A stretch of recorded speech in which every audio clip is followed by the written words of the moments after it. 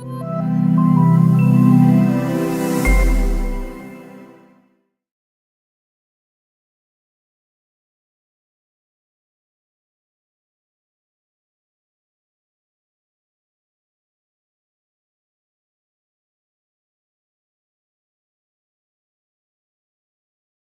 next question then comes from Colleen in Berwyn, Pennsylvania.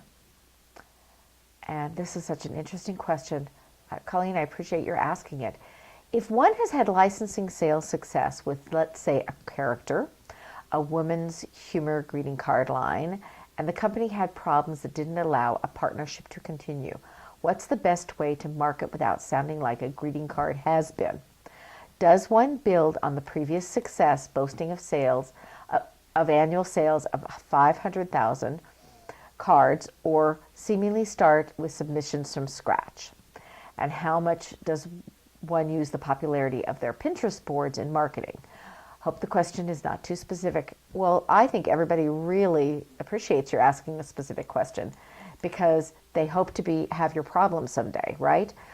I think that this is a no-brainer. With 500,000 cards sold, you have an incredible story to tell.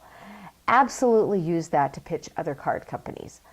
Then when they ask you what happened or why you're not with that other company, you want to be discreet. You want to say, like, it didn't work, but they had internal problems, they had marketing and distribution problems, they couldn't really get it out the door. Whatever you feel comfortable saying, but you want to make sure that they understand that it was not your character or your humor, that it was selling. It would have sold more, but they couldn't, for whatever reason, print, get it out the door, perform, market, whatever it is.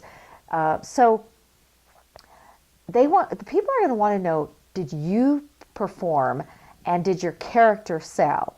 So if you kind of have to point the blame and say there's a reason it wasn't working within this company, and explain it as best you can without being negative or pointing fingers or things like that. I mean, you can say, hey, I really wish it had worked. It was really unfortunate, but I'm really glad to be able to take my character and go out to someplace else that can do, and then focus on them, that can get the distribution that I deserve, because we were really on a roll there, and I know that someone like yourself would really be interested in a character that sold 500,000 greeting cards.